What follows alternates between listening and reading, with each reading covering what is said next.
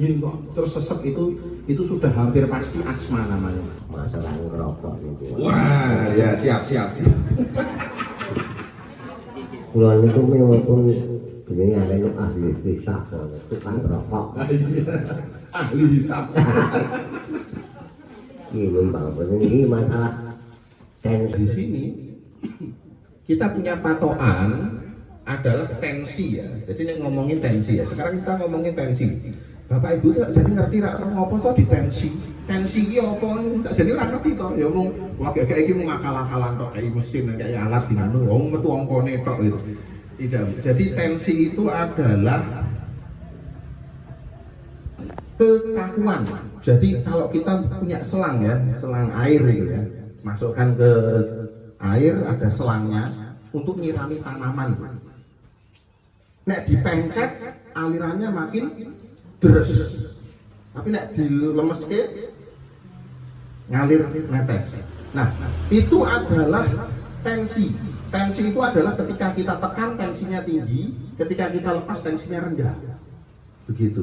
Nah, tergantung dari isi aliran sumber airnya bagaimana. Nah, sumber air itu adalah hasil dari pompa jantung.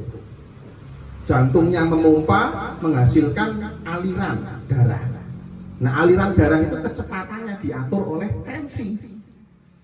Nah, harusnya normalnya alirannya itu lembut, lambat, nyantai, tapi tidak terlalu nyantai juga.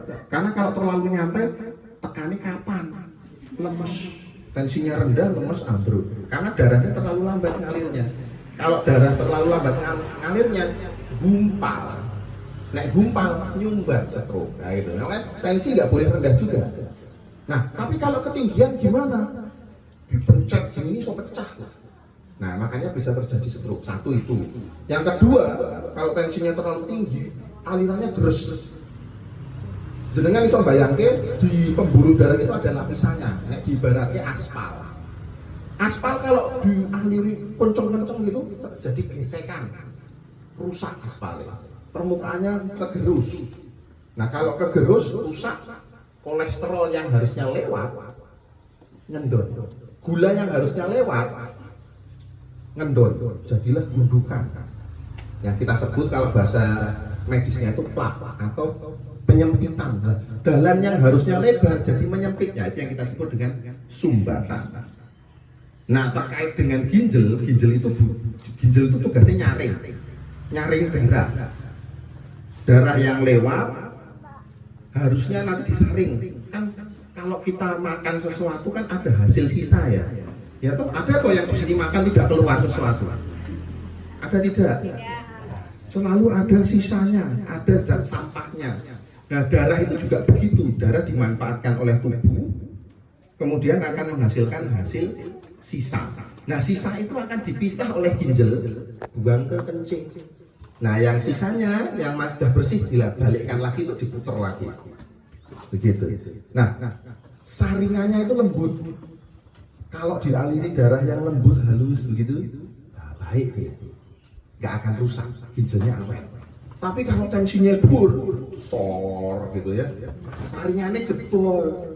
Lah, itu banyak itu. Nanti jebol 1, 2, 3 nggak ada masalah. Bahkan kita itu bisa donor, ginjal kita satu kasih orang itu nggak ada masalah. Luar biasa ciptaan dari Gusti Allah itu. Ginjal itu luar biasa. Nah, baru bermasalah kalau tinggal seperempat. Jadi ada 2, 1 dikasihkan rusak gitu.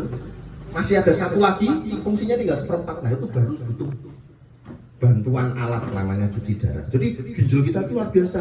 Jadi kerusakannya itu bertahap. Dari cara tadi tensi dibiarkan tinggi, disentor gitu jebol, rusak sedikit, lama-lama rusak sempurna. Nah, masalahnya yang jadi masalah Bapak Ibu adalah kita itu tidak tahu kondisi ginjal kita itu sekarang gimana. Karena saking hebatnya dia nggak pernah ngeluh gitu loh. Tahu-tahu rusak kabeh gitu. Nah, makanya yang kita bisa lakukan adalah menjaga supaya tidak rusak. Caranya apa? Tadi kita lihat aliran darah kita itu setinggi apa tensinya, sekuat apa alirannya. Jangan terlalu tinggi. Oleh karena itu dari ilmu kedokteran kita penelitiannya udah berpuluh-puluh tahun, kita kelompokkan tekanan darah kita, dikelompokkan menjadi ada banyak, ya, ini gampangnya banyak ya, tapi bisa dibagi menjadi 3. Masih normal, terus kemudian ada prehipertensi. Prehipertensi itu sudah hati-hati ini lampu kuning nih, atau sudah hipertensi atau tekanan darah tinggi. Kalau sudah tinggi maka sudah lampu merah ya. Ada lampu hijau, lampu kuning, lampu merah ya. Minum obat ginjal rusak ora gitu. Ngombe obat iki apa tekan salawase urip nganti umur entek gitu loh. Itu pertanyaan paling sering. Nah, nanti kita akan jawab. Masalah ngerokok itu. Wah, ya siap. Kula niku mewapun jenenge arene ahli hisab, tukang rokok. Ahli hisab. Ini Bang, ini masalah Ya, dan kami misalkan mau memberikan sosialisasi tentang berhenti merokok dan tensi tinggi yang tidak mau berobat, yang tidak mau minum obat rutin karena dia merasa enak. Bagaimana kita memberitahukannya? Karena gini ya, seandainya kita ya nanti kalau sudah sakit kan berhenti sendiri, jadi nanti kan kejam kita. Terus untuk merokok itu tadi terus terang aja suami saya perokok juga dan sudah saya beritahu kadang itu misalkan pas sakit periksa ke dokter mesti pulangnya bilang gini bukan karena rokok kok mak itu. Terus sudah saya beritahu masa iya paru-paru yang seharusnya bersih setiap hari dikasih asap rokok kok nggak ada efeknya juga nggak mungkin juga. Memang nggak pernah cek paru-paru sih, tapi kita selalu memberikan gimana ya supaya bisa mengurangi rokok. Dan kadang dia bilang gini, orang tua-tua dulu perokok berat juga umurnya masih panjang-panjang. Dan itu tak jawab juga, orang dulu makanya tidak seperti sekarang. Karena saya juga bingung jawabnya mau jawab apa. Ya. Terus lagi pertanyaan yang lain, misalkan kita ada saudara yang kalau kaget, kalau ada masalah dan mungkin ada persoalan apa, biasanya langsung kaku, tangannya menggenggam gini, terus itu apa yang mesti kita lakukan? Dan sekian, terima kasih. Waalaikumsalam warahmatullahi wabarakatuh. Jadi untuk yang pertama masalah edukasi ya, jelaskan ke masyarakat atau warga atau anak saudara tentang bahayanya tensi tinggi dan rokok. Kalau untuk rokok, mohon maaf Bu, saya pun gagal ya jelaskan ke mertua saya. Itu angel. Jadi saya paham frustrasinya ibu, pusingnya ibu terhadap jelaskan ke suami itu saya paham. Itu angel minta ampun. Jadi dari keluarga saya itu, keluarga besar ya, itu yang merokok itu tak jadi banyak. Saya dulu yang merokok, ya. Terus adik ipar, ya, adiknya istri itu juga merokok. Nah itu beda-beda umur tuh. Ada yang saya dulu juga merokok, yang sekarang udah meninggal. Lah itu, jadi ada 4 orang nih. Umurnya beda-beda. Ono sing enom, ya seumuran karo aku adik ipar. Ono ya mungkin 1 generasi di atas. Ada mertua. Terus ada yang raiso, meninggal tuh nggak bisa. Ini karena sudah lama zaman dulu itu hiburannya yang merokok, ya tuh rungono TV, rungono apa, jadi sudah merokok itu raiso apa. Dan tapi seperti pernyataannya ibu, yang zaman dulu itu umurnya ya dawa-dawa ngerokok itu betul, karena umur itu nggak semuanya diatur sama rokok, ya. Ada di Lauhul Mahfuz sana. Ya, tapi yang jelas adalah betul juga tadi dibilang makanannya beda dan terutama aktivitasnya beda. Zaman sekarang tuh kerja itu duduk, internet dan lain-lain. Makanan juga banyak yang instan, banyak yang tidak dari alam. Nah itu juga mempengaruhi umur. Nah kalau mau rokok ya diimbangi aktivitasnya, olahraganya yang bagus dan lain-lain sehingga fungsi parunya bagus. Kalau fungsi parunya bagus, rusak sebagian orang efek gitu. Ya, rokok itu pasti merusak paru, itu sudah pasti.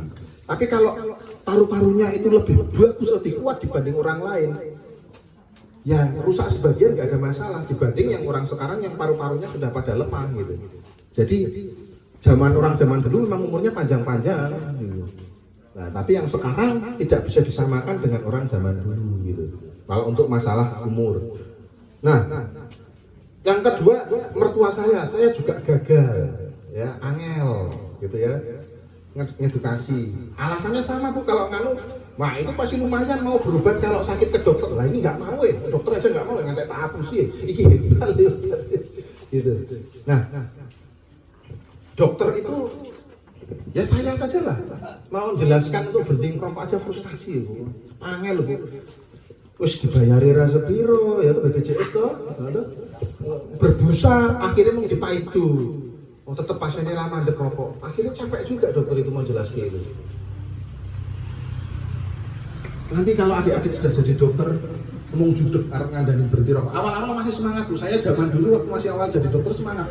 Pak berhenti rokok ya biar sehat dan lain-lain. Lama-lama sing diandani merokok, sing diandani meninggal, rokok meninggal. Orang mempan ya aku kayak gitu ya. Nah akhirnya saya lewat jalur akhirnya yang malah paling berhasil Bu menjelaskan itu memang satu-satunya cara adalah tunggu sakit Bu. Jadi memberitahu kenyataan-kenyataan kalau mereka sudah sakit dan selamat. Nah dia akan memberitahu ke generasi di bawahnya. Jadi pencegahan yang sudah kadung ini wes dipasrah. Saya sudah pasrah kok kalau mertua saya ini meninggal sewaktu-waktu saya sudah pasrah. Saya sudah wanti-wanti ke mertua, ibu mertua, ke istri. Umurnya bapak mungkin nggak akan panjang loh. Sewaktu-waktu bisa serangan jantung, berhenti dan lain-lain. Tapi yang penting itu nanti bisa buat contoh untuk anak-anak dan lain-lain supaya tidak merokok. Jadi yang kita persiapkan generasi selanjutnya saja. Yang itu angel Bu. Tenagone entek ngandani kuwi. Terkait tensi atau yang lain boleh, monggo Pak. Wah ini, monggo. Assalamualaikum warahmatullahi wabarakatuh. Ini simbolnya. Jadi nanti bertahap akan kita serahkan. Harapannya nanti dimanfaatkan untuk deteksi masyarakat. Nanti yang berikutnya nanti masih ada alat tensi dan lain-lain.